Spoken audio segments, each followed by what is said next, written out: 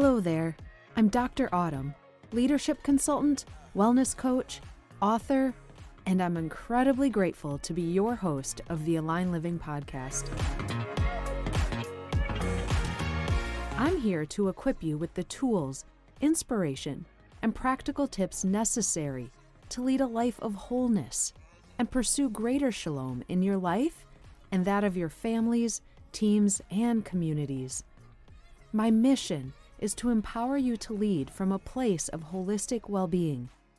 It's time to say peace out to the fatigue, fog, and frustration of living in a place that lacks abundant well-being.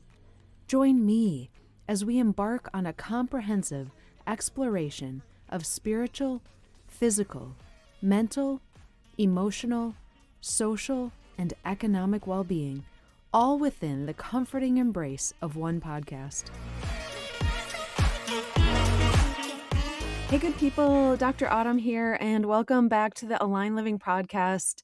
I'm actually really excited and a little nervous about today's episode because it's going to be a little less about the science and research and theology and a little bit more just about life and navigating some of those really hard times and how to do it well. And to be honest, it's requires some vulnerability on my part. What I like to say, just holy honesty about what I've been navigating and some of the coping strategies that I have found to get through really crappy seasons well. And just what's required to do so. So officially, this episode's a lot about the process of, those seasons that are stretching you and refining you and just learning to trust God and lean on Him through those things that we can't control.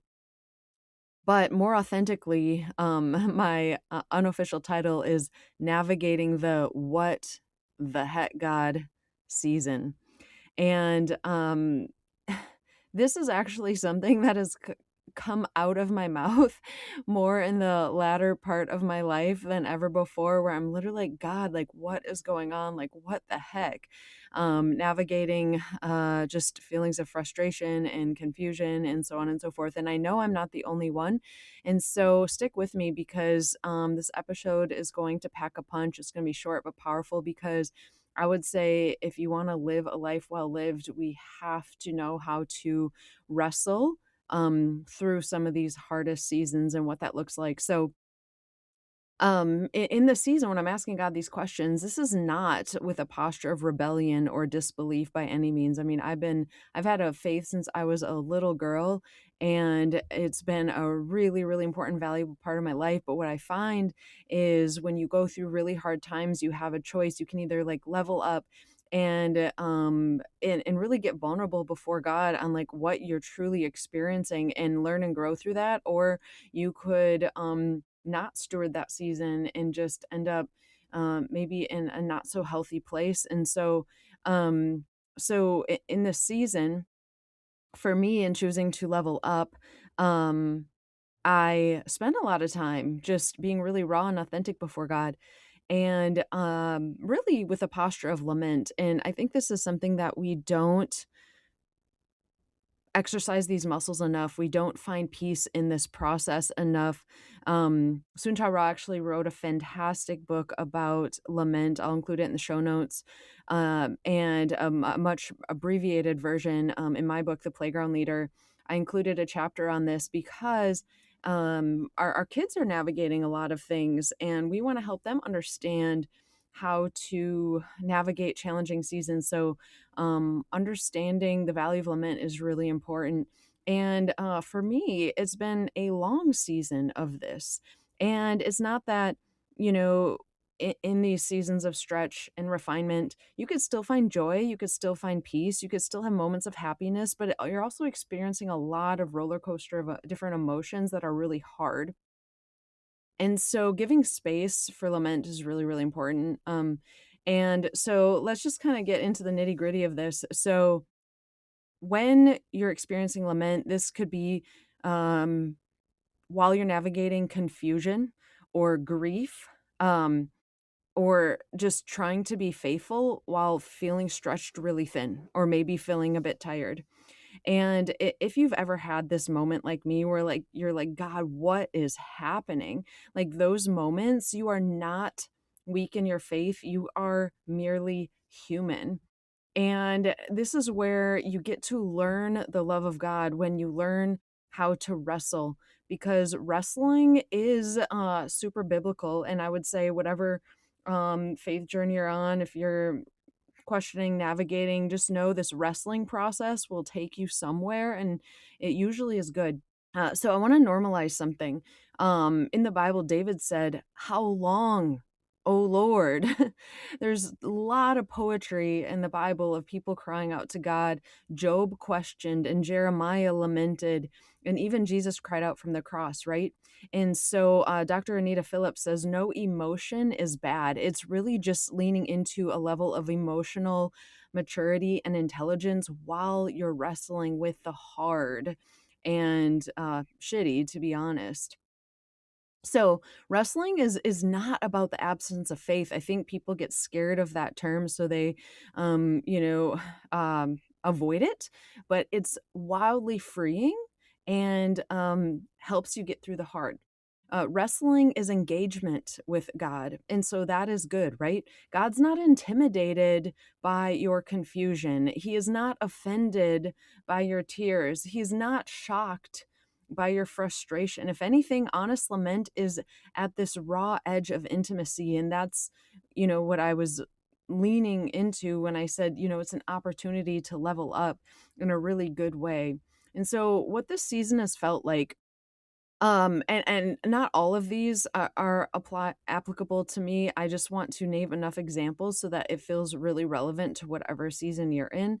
But if the season has felt like for you confusion or disappointment or like stretching to the point of hurt, emotional hits that you just didn't expect, like you are strolling, frolicking a field or strolling down the street and you get hit by a Mack truck, like that's what I mean. These emotional hits you didn't expect.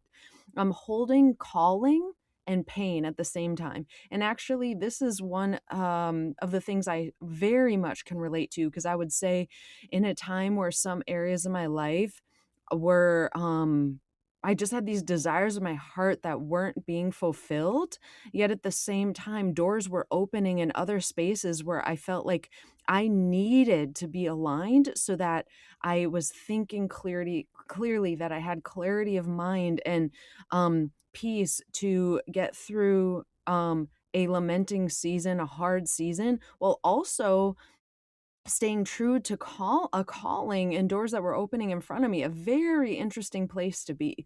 And that is why with Align Living, these practical things, putting one foot in front of the other, these small habits that I'm trying to get you guys to lean into, whether it's, how to cook healthy food or hydrate or stay emotionally well or mental health, like it's all to help you put one foot in front of the other while life is lifing, right? And so this tension doesn't mean something's wrong with you.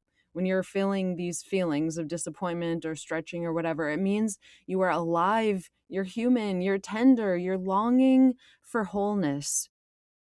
So, this big reframe that I had to wrestle with is this season can be about formation, it's not punishment. If a good God has planted something in your heart, it's for a reason. And sometimes we have a limited purview, so we don't understand timing always. That is why we just need to keep living well. So, and trusting this formation process, even if it hurts a little. And so, I want to offer you a grounded paradigm. For those who've been following me for a while, I'm big on paradigms. It's how you see the world. What lenses are you looking through? We want to expand our paradigm. And so, here you go. You may not be in a punishment season. You may be in a formation season, and formation often carries three realities with it. So, are you ready for this? You're being used in visible ways. You're leading, you're building, you're serving, you're parenting, you're creating, walking in your calling. That is not accidental, all right? At the same time, you're being refined in invisible ways. it usually doesn't happen on a stage. Like, there's a lot of tears behind closed doors and wrestling in private, right? This happens in the disappointment and in the boundaries and letting go of timelines. That one will free you big time. Surrendering outcomes. This is like super important. I challenge you to, I'm going to read these again because I challenge you to really sit with this and ask yourself if any of these are really relevant to you right now. It could be not communicating with someone when you're triggered. It could be pausing and regulating yourself first. It could be choosing restraint. Refinement is not rejection. It's preparation. Okay. So I'm going to say this again. It can happen. Refining can happen through disappointment, through the necessary step of setting boundaries, through letting go of timelines, surrendering outcomes, being mindful of communication when triggered. And this leans into emotional health, which we all want. Nobody wants to admit that they have some emotional immaturity. But emotional maturity is probably one of the most important things when it comes to our overall holistic well-being. Again, choosing restraint, right? I've talked about the pause many, many times, and this has a lot to do with nervous system regulation. So the third point here is you're carrying a sacred desire. Okay. So you're being used in visible ways, right?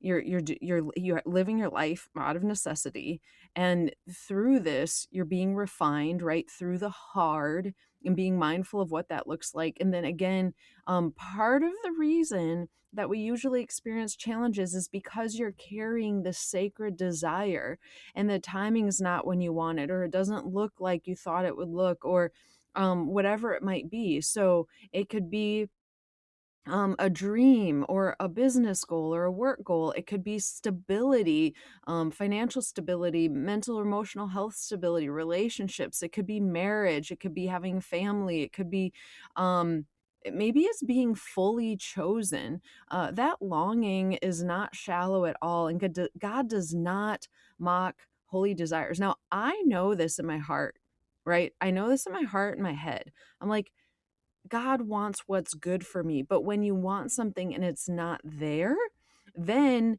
you reminding yourself that God does not mock holy desires, that is a truth that I have repeated to myself multiple times.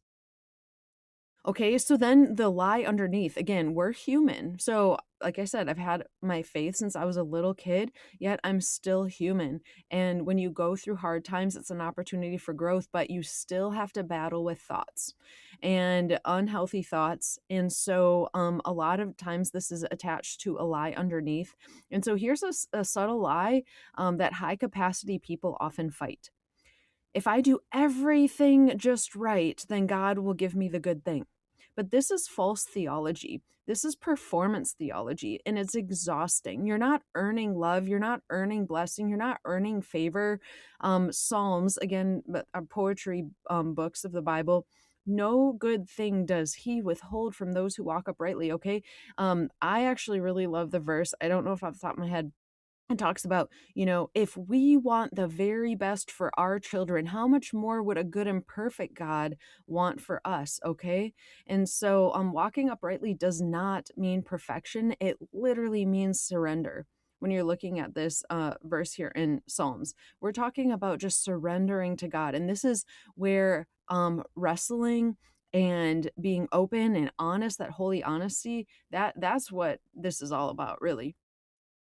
So this turning point, okay, and this is where I really want to serve you guys, is by helping you navigate this. So what I've chosen in my what the heck moments, instead of running from Jesus, you run toward him. All right? Being okay and at peace with asking questions, wrestling, taking your pain to him. And then I've talked to him like he's sitting right next to me, whether I'm sitting by my bed at night or driving in my car, like literally like a friend, right? A really trusted friend. I've said things that I would not put in a devotional, just poured my heart out and been brutally honest. And then chosen to put one foot in front of the other. You get out of bed, You put one foot in front of the other and make choices that are helping you move down a path of growth, a path that you would be proud of when you look back at yourself and be like, I did right in that season. Okay, so I want to anchor all this. So maybe you're in a different type of season. So, but you're still finding yourself being stretched or being refined or having to process trust and what that looks like. I want to dig into this a little bit. So, stretching, just know that your capacity is expanding. Okay. So then every time you hit another hard thing or another challenge or another wall to climb over, your capacity for that is expanding. Your resilience is growing. Stretching never feels comfortable. Let me tell you, I know that's true because as an athlete, I'm naturally tight. And when I literally stretch, it is wildly uncomfortable, but it's so good and it feels good after. And it builds into my longevity and my health as a human being. So, same thing as we stretch in other areas of life, it increases what you can hold. The refining process, those old illusions or old attachments or old performance patterns burned off. Refining feels like loss before it feels like clarity. And that's the hard part. That's why we need people in our life, relationships. It's this iron versus iron, or like the refining process we cannot do in isolation. We could do it with God, and also why we need to be in good, positive, healthy community, because people who really love you and care about you will care about you enough to help you through that refining process, which can hurt a little bit. Truth hurts a little bit sometimes. But the important thing about truth, let me say, because I know some people out there will say, well, I speak truth and then I offend and I, hurt people, but they do it with a heart's posture of being mean or wanting to be right. If you're going into a situation to speak truth, but your heart's posture is loving towards that person, it comes across completely different. Actually, most of scripture is pointing us to what is your heart posture towards people or towards God or towards yourself. How are you showing up in this world? All right. And that's again where that honest conversation of self-awareness is really important.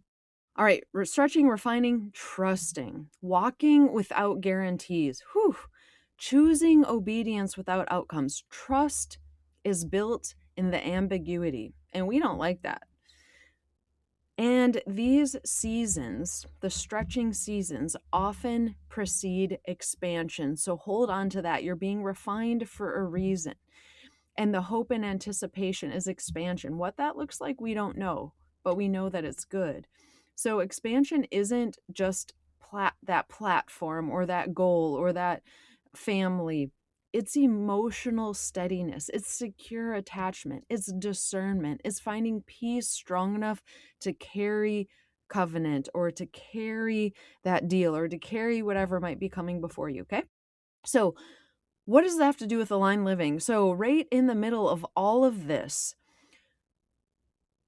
everything that I teach is about the pursuit of wholeness, right? So alignment is not pretending everything is fine. Okay, that's why I've had to practice this this lament, this bringing the hard before God and being able to function well in the midst of it. Okay, alignment is choosing steady disciplines when your emotions are loud. Okay, and so this is really, really important because this isn't just for people who experience big emotions. This is for people who suppress emotions or numb emotions. This is for all of y'all. Alignment is choosing steady disciplines in the midst of whatever. You could be the type of person like, I just don't feel like doing that, and you isolate and numb, or you could be the type of person where you're like, oh, your emotions are like a roller coaster and you're so tempted to act out of a place of feeling or anxiousness instead of steadiness. Okay, so what does this look like? This is where I want to give you the really practical tools, because that's what aligned living is all about. This is not sexy, this isn't the most entertaining thing in the world, but it will help you live a life well lived. Okay, so I move my body even when I'm heavy, like feeling heavy, like emotionally, mentally heavy. You move your body. This is like, you could be in bed, your alarm goes off, you're like, I just am sad. I don't feel like getting out of bed, but you do it anyways. You just get up, you open your blinds, you move your body, you get some sunshine on your face, you do whatever you need to do, right? What else does this look like? I pray even when I'm confused. This is again the wrestling. Go talk to God no matter what. Just put it all out there. I don't send reactive communications. This is really important, to be mindful and to pause in your communications, because relationships are essential, again, for a life well lived. So, how do we navigate those? Another one, I don't make permanent decisions in temporary pain, right? So when you're at the peak of an emotion, you need to regulate yourself so that you are fully using your prefrontal cortex, that part of your brain, right? Because our emotions, our limbic brain, a lot of times people make decisions when that is firing, but we have to bring ourselves into a place where our parasympathetic nervous system, now I've talked about all this in previous episodes, where that inner calm is there so your prefrontal cortex can be used, because that's the only part of your brain that helps you with discernment and good decision making. And again, a big part of my passion behind Aligned Living is how do we bridge the gap between where we are to where we want to be. It's choices. And I'm actually going to be diving deeper and deeper and deeper into this, because if I can help you master making good choices, I will have helped you significantly. I keep building what God put in front of me. All right. We want to steward, even in the midst of the what the heck season, we still want to steward what's been putting in front of us. Okay. And then lastly, another example, of course, these can go on and on and on, but I steward my health, my mind, and my relationships, the things that are there that you have control over. Steward those well. Don't dwell on all the things you don't have control over. Now, grieving's real. I'm an optimist, and I want to be like, okay, God, you've got this, and you try to just like push forward. But what my therapist would say is if you don't give yourself space to grieve, that stress is going to stay in your body. And so we could steward things well, but we could still like grieve and process and pray about what we don't have control over. So don't get me wrong there.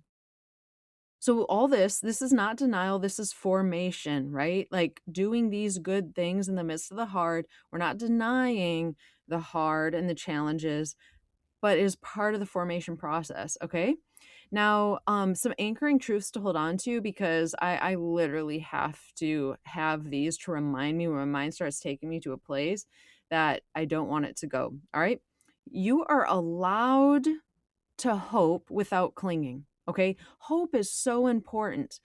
But the freedom in hope is when we have it without clinging onto something.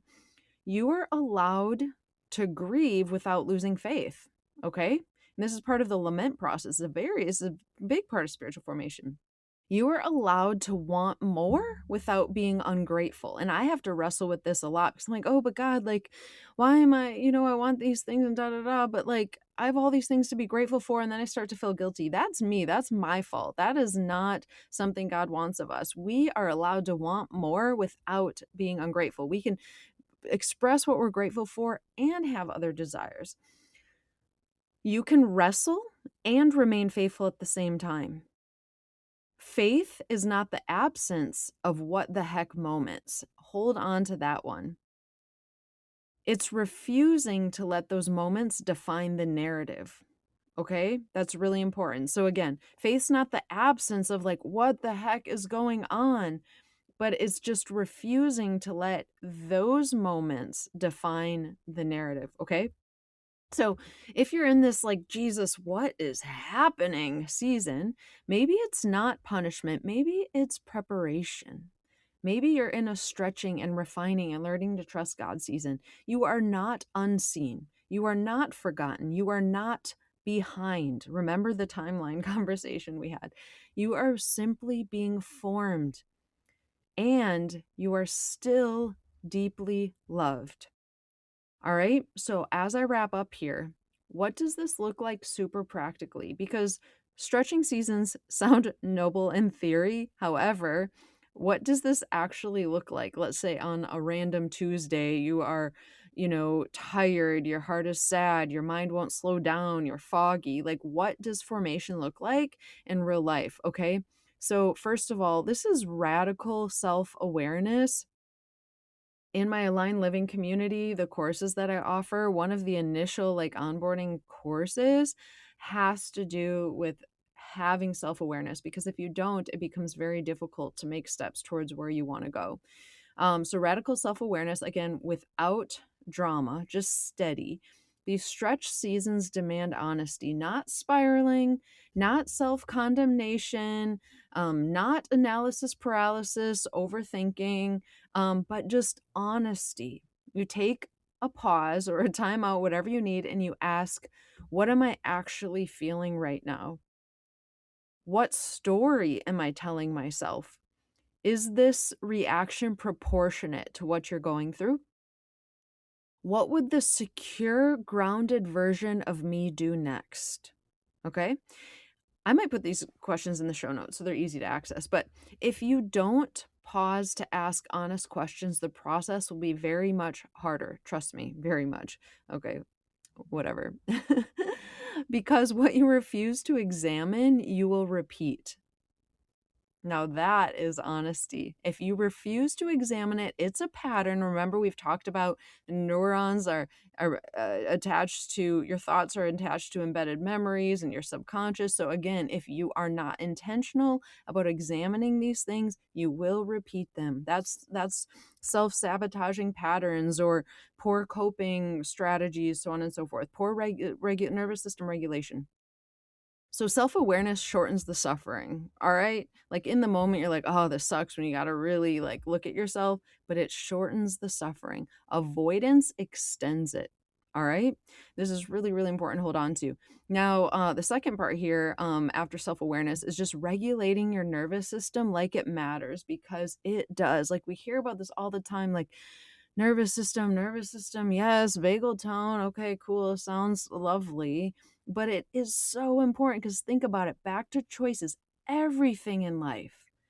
If I was to sit down and interview 100 people and have them tell me about their biggest desires of their life, what's important to them, to provide for their kids, to show up well at work, to have a loving whatever family, whatever things, like fulfill their calling, all the desires of your heart, the choices it takes to get there have everything to do with nervous system regulation. So whether you like it or not, you have to have self-awareness around this, okay? Because life is hard. Stress is unavoidable, but dysregulation is completely optional. If you learn, this is part of putting one foot in front of other, doing the things that you know you need to do to stay steady and grounded will help you function from a regulated nervous system, which is healthy. Dysregulation leads to dysfunction in every area of your life: finances, relationships, mental health, physical health, all of it. Here's the truth: you cannot pray your way out of biology. This is still part of spiritual formation. God created our bodies to function a certain way. When I talk about neurotransmitters, I'm like, oh, this is so cool. Like God literally made it so that we can experience a boost of oxytocin through a hug. We can experience a boost of dopamine or serotonin in a healthy way through listening to positive music, or go exercise, moving your body, or getting sunlight, things that are good for us, right? And here's the truth: your body stores stress. All right. This I've had to learn a lot about, because I could be feeling on the outside pretty good, but my body could be incredibly tight. And this is because I have a lot of stress stored in my body, even if mentally, emotionally, I feel fine. So you need to engage it.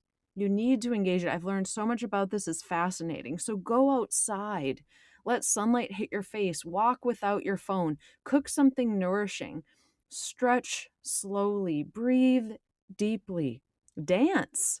Build something with your hands. You'll be using your body. Create something that requires movement. Movement tells your nervous system, I'm safe, and safety restores clarity. Grounded leaders regulate first, react second. All right. So, one of my goals is to make all my decisions out of a regulated place. It takes effort and intentionality, well worth it. Okay. Now, guard the direction of your thoughts. This is so, so important. This is the three of, I think, four practical tips I want to give you guys. All right, your thoughts are not neutral. They just aren't. They have a direction. So where are your thoughts taking you? Are they catastrophizing? Are they taking you to the extremes of what a situation could be, even though it's like a 0.01% chance that that's actually what's going on? Are they fantasy thoughts? Are they fear loops, right? We don't want to be functioning out of a place of fear. So be mindful of your thoughts.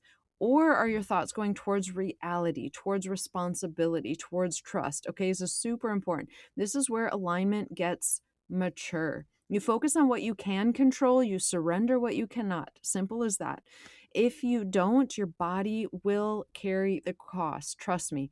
Anxious thinking always shows up physically, and peace, the peace that we desire, requires mental stewardship. You have to mind your mind, okay? Non-negotiable. And then when you don't feel like doing something, do it anyways. This is literally like something you could repeat to yourself. I tell people this all the time. You're not going to get there. I want you so badly to achieve your goals. You're not going to get there if you don't get used to doing something you don't feel like doing. I don't feel like going to the gym. I don't feel like cooking. I don't feel like praying. I don't feel like going hanging out with these people, even though I should be around some positive people right now instead of isolate. Like, you gotta get good at doing what you don't feel like doing, okay? This is the hinge. When you don't feel like doing a good thing, do it anyways. Encourage someone, be generous, work on that dream, take a walk, lift some weights, send a thoughtful message, read a page in a good book, cook that meal. Because feelings are very real, but they are not in charge. And here's the warning: mind numbing coping feels harmless, sure, until you realize that you've drifted from discipline, drifted from purpose, drifted from the version of you that you respect. Think about that. Let me say that again. Mind numbing coping feels harmless until you realize that you've drifted. You look up and you've drifted from discipline, you've drifted from purpose, you've drifted from the version of you that you respect. So ask yourself, when you're coping, is this building me or is it blurring me? Is this moving me forward or keeping me stuck? Am I at peace with this choice or am I avoiding growth? Weak. That question alone will literally change your trajectory. All right. So, in every hard moment, ask yourself, what is this shaping in me? This is back to the formation process, right? Stretch seasons, they're not just testing you, they're revealing your habits and how you cope. They expose your attachments, they clarify your strength. And if you engage them intentionally, they will fortify you, okay? Intentionality is literally a keyword here. So this process is not passive.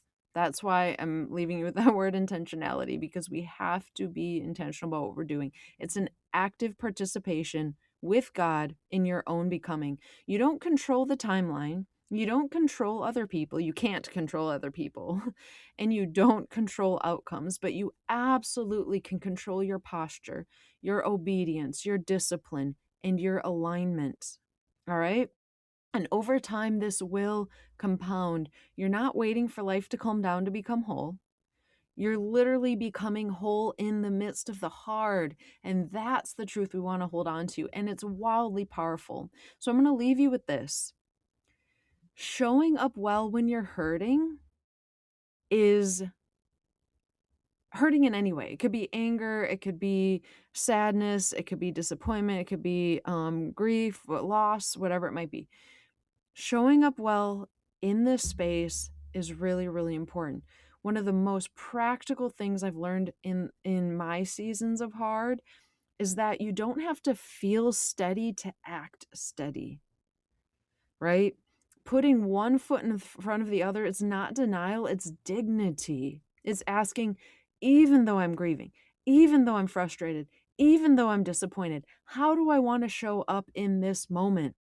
Not perfectly, my goodness, no. As someone who struggles with perfectionist tendencies, it's been so freeing. I'm not trying to show up perfect, I'm trying to be intentional. So when you're hurting, stay grounded. You regulate your body before you respond. You pause before you communicate. You don't let temporary emotions make permanent decisions. You remind yourself of your worth before you seek reassurance from someone else, and you choose responses you'll respect tomorrow. That is strength, that's maturity, that's alignment. You can be heartbroken and still be honorable. You could be grieving and still be grounded, and you can be frustrated and still be faithful. This is literally the analogy. I got this vision one day when I was in the midst of my hard.